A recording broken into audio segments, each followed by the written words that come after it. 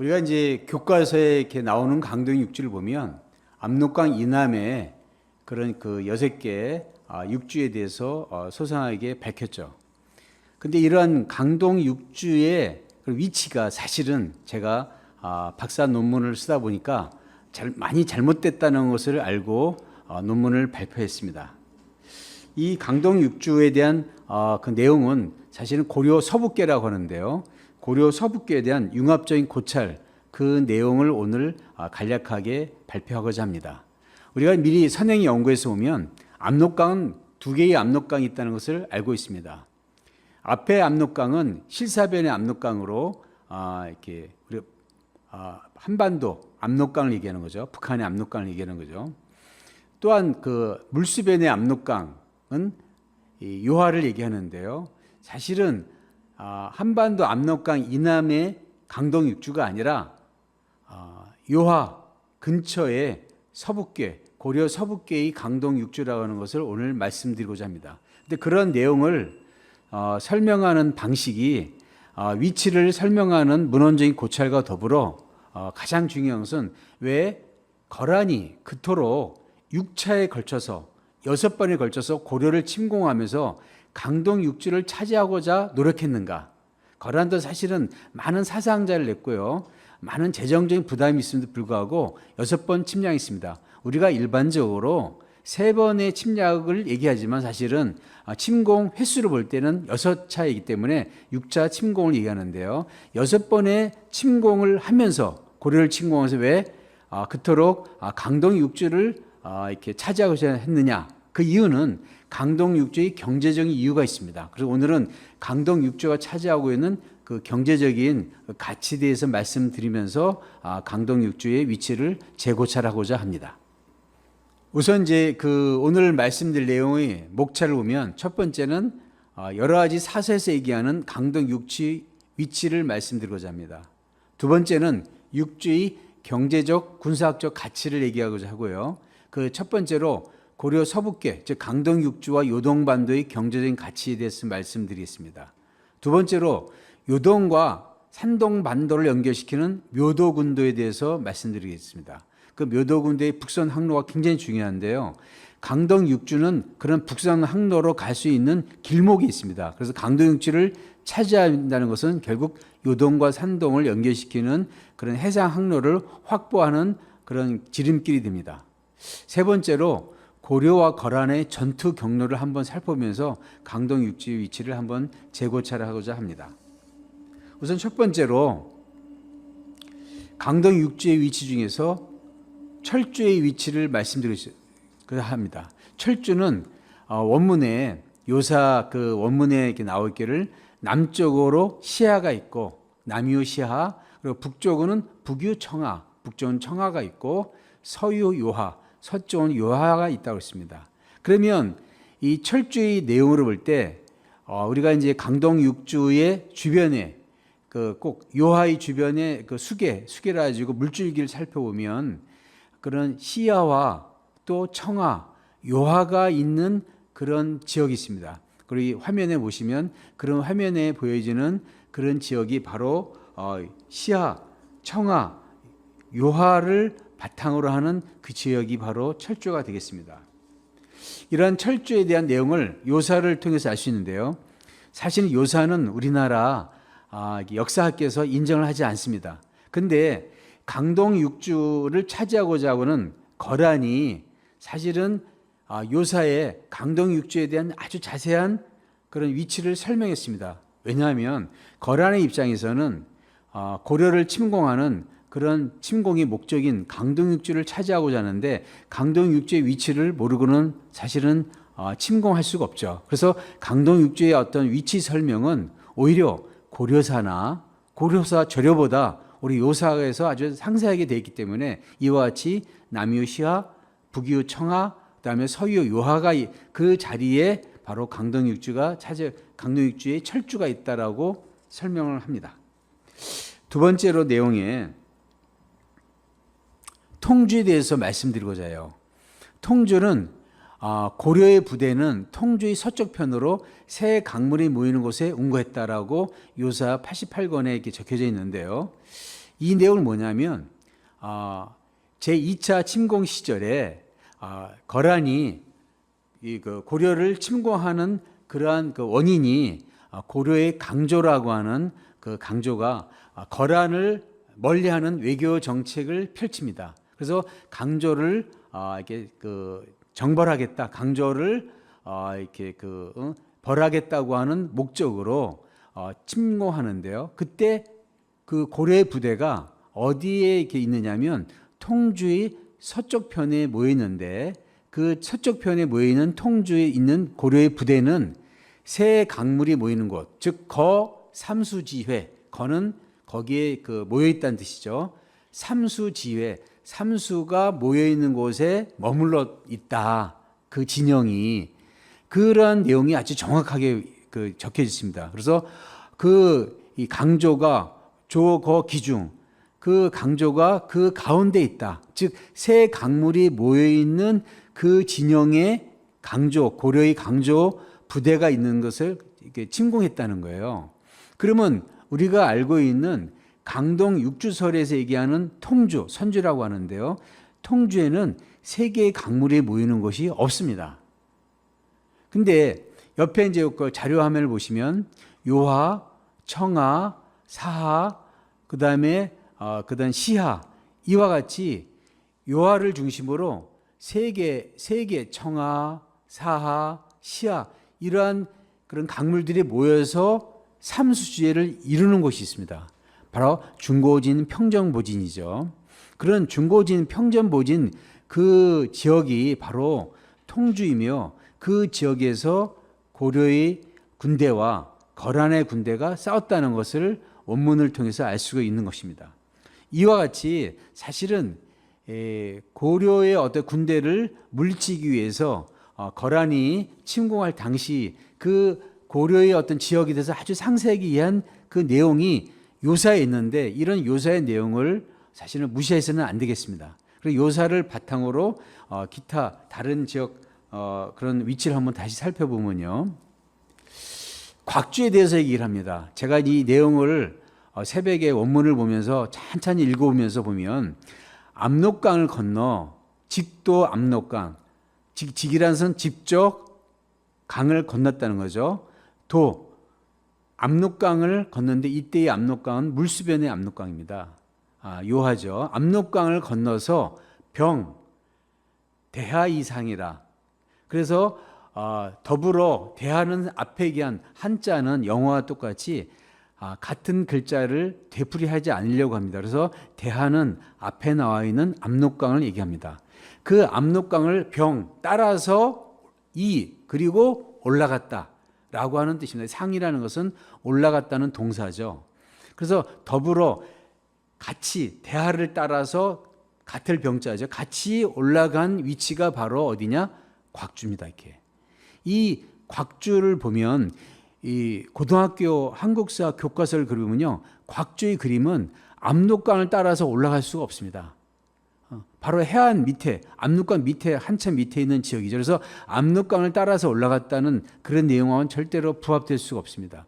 이 내용은 그 거란의 황제에게 그 당시 여진족 포로가 잡혔는데 여진족은 강동 육지 위치를 아주 잘 알았습니다. 그 여진족 포로가 거란 황제에게 성종이죠. 거란 성종에게 고려를 침공하는 그러한 이 곽주의 어떤 그 경로, 어떻게 가면 갈 수 있다는 걸 설명하는 그런 내용이 요사에 나옵니다. 요사 15권에 나오는데 그 내용이 바로 여진족이 얘기하는 것이 바로 직도 압록강 병대하이 상이라. 그래가지고 압록강을 직접 건너서 그리고 그 압록강을 따라 올라가다 보면 그 위쪽에 곽주가 있습니다라고 하는 얘기죠. 즉 이 내용 들어가면 바로 요하를 따라서 쭉 위로 가면 곽주가 있다고 하는 지금 고려 서북계가 요하에 있다는 내용하고 부합되지 절대로 이게 화면에 보는 것 같이 교과서의 내용과 같이 돼 있지 않다는 걸 알 수가 있습니다. 우리가 이제 제가 이제 논문을 정리하면서 보면요.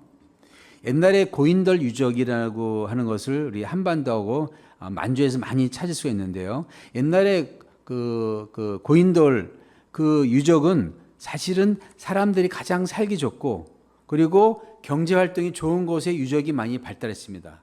왜냐하면 국가의 개념이 없었고 그 당시에 그런 도시국가의 개념은 그 뒤에 있었지만 신석기 시대에 사실은 먹기 살기 좋은 그런 경제가 활발해 있는 곳에 고인돌이 있을 수밖에 없었습니다. 근데 여기 화면에 보시면 요동반도 B지역과 C지역, 요동반도와 요하 근처의 지역에서는요 고인돌 유적이 많이 발견했습니다. 근데 A지역은 고인돌 유적이 많이 없습니다. 그럴 수밖에 없는 게 거기는 산간 지역이고 사실은 어렵죠. 보통 해안이라든가 강 주변에 평야 지역에 고인돌이 많이 있는 그것의 이유는 생활하기가 쉽고 경제 활동이 쉬워서 가능했던 겁니다. 이런 요하 근처의 B 지역과 압록강 이남의 A 지역은 신석기 시대부터도 사실은 경제 활동하기가 굉장히 두드러진 차이가 나는 지역이었다는 것을 알 수가 있습니다. 청나라의 말기 봉천부 지역의 농작물 파종 면적을 보면요. 수수, 콩, 조 이렇게 보면 일무에 480에서 720 근이 나오는데요. 이런 퍼센테이지입니다. 그런 이 많은 그 평야 중에 콩이 나오는 게 33%, 무순열에는 44%, 요양주에는 29% 나왔습니다. 이게 왜 중요하냐면 수수라든가 조는 사람이 꼭 필요하고 콩도 필수 우리 식물성 단백질이죠. 근데 콩이 제일 중요한 것은요. 다음 장에 보시면 요 천령 무순 계원을 중심으로요. 초원 내륙 산간지대가 구분되는데요. 이 초원지대에서는 말을 이렇게 양육하기, 사육하기 굉장히 쉽습니다. 근데 내륙 산간지대에서는요, 말 사육하기가 굉장히 어렵습니다. 근데 보시면 국력은 말입니다. 그래서 옛날부터 이런 말이 있습니다. 국지 강약은 제마다. 그래서 나라에 강하고 약한 것은 어디에 있느냐? 말에 있다는 거죠. 그래서 천령 무순 개원 지역은 초원지대로서 유하, 호나, 청하, 다와 같은 강들이 있어서 말을 사육하기 굉장히 편합니다. 여진족이 송나라 진종에게 말을 연간 1만 피를 제공했다는 그런 사료가 나옵니다. 요사에. 근데 이것이 가능하려면 초원지대에서 말을 사육해야 가능합니다. 제주도에서 말을 사육할 수 있는 여건이 가능한 것은 제주도 평야지대가 있기 때문이죠. 그러한 이 말은요, 보시면 말은 18에서 55리터의 물을 매일 마십니다. 그리고 자기 몸무게의 1%에서 2%에 해당되는 약 6에서 9kg의 건초를 영양소로 섭취합니다. 이런 말의 수분과 건초의 섭취량을 볼 때 내륙 산간지대에서는요, 여진족이 송나라에 매년 1만 피를 제공할 정도로 사육하기가 어렵습니다. 그래서 한반도 압록강은 내륙 산간지대로서 말의 먹이가 되는 건초나 잔디가 자랄 수 있는 환경이 초원지대보다는 아주 열악합니다. 그러므로 여진이 대량으로 말을 키우고 먹이는 중요한 강인 압록강은 한반도 압록강이 아니라 사실은 물수변의 요하 압록강이 훨씬 유리하고 그래서 그러한 압록강을 차지하기 위해서 여진족이 거기는 많이 말을 사육했죠. 그리고 여진족을 몰아내고 요하를 차지하기 위해서 고려하고 사실은 이렇게 싸우게 된 배경이 된 겁니다. 만주 천령 지역에 번성했던 말을 매매했던 마시장인데요. 이 천령에 가면 마시장 박물관이 있습니다. 그 정도 마시장이 많이 발달했다는 걸 알 수가 있습니다. 만주에 그런 강동 육주, 고려 서북계라고 하는 강동 육주의 지역에서 출토되는 돌이 보이는데요. 화면상은 이게 구분이 안 되는데 왼쪽 화면은 철 함량이 많아서 산화되면서 붉게 보이는 돌입니다. 또 오른쪽 그런 사진은 구리 함량이 많으면서 산화가 되지 않는 돌인데요. 이 강동 육주 요하 근처에 그러한 그 산들은 평야지대면서 그 산은 이렇게 철이 많습니다. 그렇기 때문에 말을 사육하면서 동시에 그러니까 구리가 많이 함유된 그러한 돌들이기 때문에 사실은 병기 제작에 굉장히 좋죠. 또한 병기를 제작하려면 제일 중요한 게 바로 불입니다. 왜냐하면 이게 그 철을 녹이기 위한 그러한 가마솥, 가마를 끓이기 위해서는 불을 떼야 되는데 불을 떼는 그러한 사실은 건초 또 나무 이런 것들이 동시에 같이 있는 곳이 어디냐? 바로 평야지대면서 산간지대의 접점 지역, 거기서는 바로 나무를 구할 수 있고 동시에 건초를 구할 수 있습니다. 이 건초는 말의 먹이가 되죠. 그러한 이 지역의 경제적인 가치는 한반도 압록강보다는 유화 압록강이 훨씬 더 경제적 가치가 높다는 것을 알 수 있습니다. 또한 명경 세문편 건 358에 기록된 소금 생산량을 보면요, 요동 지역, 요동 반도의 소금 총 생산량이 사실은 놀랍게도 377만 4,713근이라고 그런 사서에 정확하게 나와 있습니다. 근데 실제로는 이거보다 더 많이 생산된다고 합니다. 이러한 소금은요, 절대적으로 경제활동이 굉장히 중요합니다. 옛날에 소금은 거의 금값이라고 하죠. 그래서 소금을 차지하기 위해서 사실은 요동의 그런 이 영구항 같은 것은 굉장히 소금에서 중요한 생산지인데, 이 영구항은 바로 소금에서 아주 절대적인 중요한 위치의 항구입니다. 그 이유는 영구항은 사시사철 기후의 변화가 별로 없습니다. 그리고 바람이 계속 불기 때문에 염분을 날리면서 그러니까 수분을 날리면서 소금을 이렇게 만들기가 굉장히 쉬운 지역입니다. 그러한 이 영구항을 포함한 요동 반도를 차지한다는 것은 이와 같이 경제적인 가치가 높다는 것을 다시 한번 알 수가 있습니다. 또한 이제 요동 반도와 산동을 연결하는 묘도군도라는 북선 항로가 있습니다. 화면에 보시면 A라고 하는 북선 항로가 있고요, B라고 하는 서해 항로가 있고 C라고 하는 남해 항로가 있습니다. 근데 항로 중에서 가장 쉬운 게 요동반도하고 산동반도 연결하는 A2를 포함한 A 북선 항로는 굉장히 쉽습니다. 이 A 북선 항로를 이렇게 개척한 그러한 나라는 요동반도와 산동반도를 두 개의 지역을 장악할 수가 있습니다. 그래서 거란이 강동 6주는 고려 서북계는 요동반도로 올라가는 요하의 상부지역이기 때문에 길목입니다. 사실은 요동반도로 내려가는 길목이고, 그 강동 6주를 점령하고 나서 요동반도의 묘도군도라고 하죠. 묘도군도를 통해서 바로 송나라를 압박할 수가 있기 때문에 거란에서는 바로 이런 묘도군도를 항로를 차지해야 되는 것이 굉장히 군사적인 이유가 되겠습니다. 묘도군도를 보시면 등주에서 묘도군도를 거쳐서 대령까지 약 120km의 안전한 북선 항로가 있습니다. 이 120km는요, 사실은 섬과 섬이 이렇게 중간에 있기 때문에 한 2, 3일이면 그런 항로가 얼마든지 운행할 수 있습니다. 옛날에는 동력이 바람과 해류를 통하기 때문에 지금같이 그런 동력선이 아니죠. 석유라든가 석탄 동력선이 아니기 때문에 이런 바람과 해를 통하기 때문에 짧은 거리면서 중간에 거점이 있는 섬이 있는 것이 굉장히 중요한 항로 되겠습니다. 그래서 가탐 도릭이라고 하는 보시면요, 가탐이 발해 왕성과 신라 왕성을 간 여행 기록이에요. 유화를 거쳐서 발해 왕성으로 가는 길과 신라 왕성으로 가는 길을 설명하는 그런 자세한 길을 설명했는데요. 여기 보시면 유화를 거쳐서 발해 왕성으로 가는 가탐 도릭의 원문이 있습니다. 그 원문에 등주, 동북, 해행이며 지나간다 그러죠. 대사도와 귀흠도, 그다음 말도, 오호도를 거쳐서 300리 길을 간다라고 하는 그런 원문이 있습니다. 그 내용의 원문을 보시면 바로 지금도 쓰고 있는 묘도군도, 산동반도와 요동반도 사이의 섬이 뭐냐? 바로 대사도, 귀흠도, 말도, 오호도와 지흠도 존재하고 있습니다. 이러한 섬을 통해서 어디로 가냐? 바로 산동반도에서 요동반도로 가는 거예요. 그러니까 중국 내륙 지방으로 바로 들어갈 수 있는 바로 전략적인 그런 군사 항로가 바로 묘도군도를 통한 북성 항로이기 때문에 이 북성 항로를 차지하기 위해서는 바로 강동 6주를 점령해야 됩니다. 그것이 거란이 고려를 이렇게 침공한 가장 중요한 이유가 되겠습니다.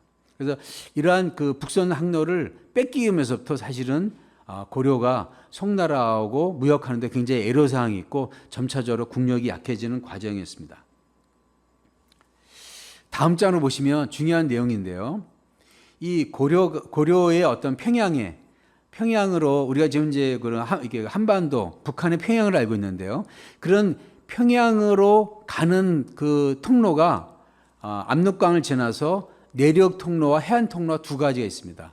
그래서 의주, 안희, 구성, 태천, 영변으로 가는 내륙 통로와 철산, 신천, 곽산, 청주, 가산, 안주로 가는 해안 통로가 있습니다. 이런 내륙 통로와 해안 통로는 북한의 압록강, 지금 현재 압록강에서 평양으로 가는 그런 통로가 되어 있습니다. 이러한 통로를 통해서 그 요사에서 보면 또 요사나 고려사 저료를 보면 침공한 그런 지역 이름이 나오는데요. 현재 알고 있는 북한의 압록강과 북한의 이제 평양이라고 하는 그런 그 지역으로 침공한 그런 침투 경로로 살펴본다면 절대 맞지 않는 참 모순점의 어떤 경로가 있습니다. 지금 이 교과서에는 1차, 2차, 3차 강동 6조 침입한 경로가 있죠. 그래서 빨간색에 거란의 1차 침입, 파란색, 그 다음에 거란의 3차 침입이 이렇게 자세하게 그려져 있습니다. 이거는 원문에서 이렇게 나와 있기 때문에 그게 그런 원문대로 또 강동 6조 위치를 설명한다면 그 원문대로 그 위치 경로가 나오게 됩니다. 보시면 고려사와 저료에 나와 있는 거란의 1차 고려 침공 순서가 있습니다. 내용은 윤시월 정해 거란의 소속령이 봉산군을 공격하여 파괴하였다. 거란의 소속령이 병사들을 거느리고 봉산군을 공격하여 중간에 이제 생략하고요. 소속령은 이몽전이 돌아간 지 오래되었는데도 회답이 없자 마침내 안영진을 공격했다는 거예요. 그러니까 봉산군을 공격하고 항복을 하라라고 하는 그런 게 회답이 없자 안영진을 공격하였다. 그러면 요 공격한 위치를 순서대로 그려보면요. 봉산군을 침략한 다음에 안영진을 갔다는 거예요. 안영진. 그러면 봉산군은 내륙 통로고요. 안중근은 해안 통로입니다. 여기서 두 가지 의문점이 생겨요. 거란이 평양으로 갈 때 가장 빠른 지름길이 해안 통로입니다. 해안가를 통해서 거란은 기마병이기 때문에 가는 게 빠르지 어떻게 저 많은 북한의 그 산을 뚫고 겹겹이 있는 내륙의 어떤 통로를 갑니까? 말은 산이 있으면 가지를 못합니다. 산을 이렇게 타려는 노새나 그러한 이렇게 작은 진말들이 가지 이런 기마병들이 산을 가려면 굉장히 어렵거든요. 그런 거친 산을 북한의 산을 그런 내륙의 어떤 산을 뚫고 봉산에서 다시 내륙 지방을 간다는 것도 이해가 안 가고 두 번째로 내륙 지방을 갔다 다시 또 해안 지역으로 와서 또 공격했다고 하는 이런 전투 경로 자체가 모순이라는 거죠. 전쟁은 가장 빠른 지름길로 효율적으로 공격하게 되어 있습니다. 전투는. 그런 전투 경로가 이와 같이 모순되는 것은 강동 육지 지명을 압록강 이남으로 강제적으로 이렇게 배속하다 보니까 이런 전투 경로가 맞지 않는다는 것을 알 수가 있습니다. 두 번째, 2차 침공 때 거란이 해안 통로인 통주, 곽주를 공격하다가 갑자기 내륙 통로에 있는 귀주를 공격한다는 거예요. 그건 말이 안 되는 게 내륙 통로를 통해서 빨리 지름길로 평양을 공격해야 되는데 그 공격하는 그 통로에서 갑자기 내륙 통로 귀주를 공격하니까 그를 방어하기 위해서 고려에서도 또 귀주로 군사를 파견합니다. 이 내용 자체가 사실은 군사 전문가 누구에게도 보여준다면 이건 맞지 않는다. 그럼 왜 이런 비효율적인 그런 전투 경로를 하게 됐느냐? 그것은 강동 육지 위치 자체가 잘못됐다는 거죠. 잘못됐기 때문에 비효율적인 전투 경로를 이렇게 요사 또 고려사 저료에서 설명한 것이 보여진다는 겁니다. 그래서 요사에 보면 또 이런 중요한 이 내용은 굉장히 중요하기 때문에 제가 원문을 직접 보시면 본기 제15 성종 6에 6년이죠. 11월 의류일 대군 큰 군대가 압록강을 건너서 강조가 바로 이렇게 저항할 때이죠. 거전. 그래서 퇴보해서 바로 어디에 가서 머물렀느냐? 동조에 가서 이렇게 머물렀다 이거죠. 그래서 병술이 돼서 의류 60가짜에서 갑자, 을줄, 병인, 정명, 무진기사 쭉 나가잖아요. 갑자. 그래서 의류 다음에 병술이에요. 다음 날이에요. 의류 다음 날이 병술입니다. 그래서 그 다음 날 강조가 다시 다시 출격했다. 나왔다. 그래서 그래서 그 장군이 바로 누굴 잡았냐? 강조를 잡아서 바로 강조와 부장인 이입을 잡았다. 그래서 추격해서 수십리를 이렇게 추격해서 죽였다. 그래서 그 뒤에 무자일, 병술정의 그 다음 날입니다. 무자일에 동주, 곽주, 귀주, 영주 등 모든 그런 주들을 모두 항복이 됐다. 그래서 소배압이 어디로 이르렀느냐? 노고달령에 이르러니 적병을 맞이했는데 그때 노고달령에서도 패하니까 신묘. 그러니까 이때 시면은 무자, 기춘, 경인, 신묘. 그러니까 의류서부터 시작해서 의류, 병술, 정의, 무자일입니다. 무자 지나서 기추, 경인, 신묘. 일주일이에요. 일주일 지나서 왕순, 고려의 황제죠. 왕순께서 사신을 보내서 표문을 보내서 청하기를 내가 근조하겠다. 나중에 직접 찾아뵙고 이렇게 황제에게 하겠다 하니까 그것을 허락했다 이겁니다. 이런 내용의 요사 내용이 있습니다. 그럼 이 내용대로 한번 살펴보면요. 강동 육주설의 지명을 보면요. 압록강 이남의 지명을 보면요. 압록강을 건넜다 그랬습니까? 압록강을 해서 이렇게 한 일주일 정도 지나서 일주일 중간에 의류섭에서 의류 지나서 병술이죠. 그리고 그다음에 지나서 무자. 그런 병술, 정예, 무자. 한 3, 4일 되는 날짜에 동주, 곽주, 귀주, 영주를 점령했다는 내용을 그 전에 봤습니다. 그런데 점령했는데 노고달령은 어디 있느냐? 노고달령은 평야지대와 산백지대 중간 거기 경계에 있습니다. 그러면 이 강동 육주의 지명을 보면요. 거란이 강동 육주의 동주, 곽주, 귀주, 영주를 점령한 다음에 다시 또 소배압이 어디를 점령하니까 노고단을 점령하니까 항복했다는 거예요. 고려에서 항복하겠다. 근데 지명의 위치상을 볼 때 노고달령은 강동 육주 훨씬 위에 요와 옆에 있는 그런 지역이고요. 강동 육주는 압록강 밑에 있으면 거란이 압록강을 지나서 왔다가 다시 또 사실 거란으로 볼 때 미친 짓이죠. 후퇴해서 또 후방에 있는 노고달령을 점령했다는 거예요. 이건 도저히 있을 수가 없는 겁니다. 이게 이런 전쟁의 어떤 전투 경로를 볼 때 평양을 점령하기 위해서 가는 그 경로에서 갑자기 거꾸로 노고달령을 점령해서 뒤쪽으로 갔다? 이거는 도저히 있을 수가 없죠. 그럼 왜 이런 모순의 어떤 그런 지명의 어떤 모순이 일어나느냐, 전투 경로가 일어나냐? 바로 압록강 이남으로 강동 육주를 강제적으로 지명을 위치를 이렇게 만들다 보니 왜곡시키다 보니까 이러한 비이성적인 전투 경로가 나왔다. 그럼 이 전투 경로를 현재 제가 말씀드리고자 하는 요하 근처에 강동 육주가 있다는 그런 걸 보면요. 이와 같이 요하 압록강에서 강동 육주를 점령하고 노고달령하는 일직선이에요.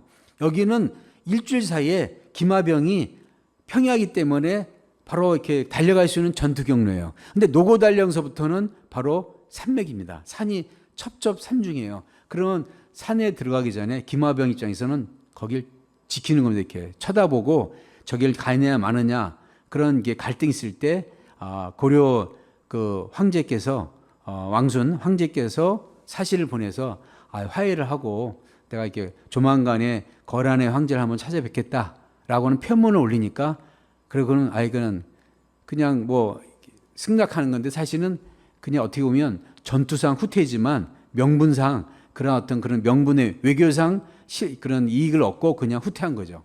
이 전투 경로가 사실 맞지.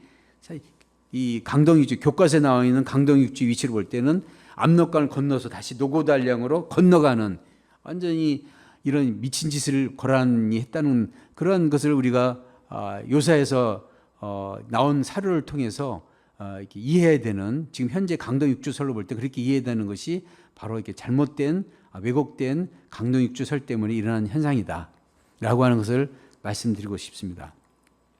그래서 결론적으로 거란의 6차 침공 목적은 육주를 포함한 요동반도의 고려의 서북계는 경제적, 군사적인 가치가 큰 지역이기에 거란 몇 차례 전쟁을 통해 고려의 서북계 강역을 차지하고자 했던 것이다.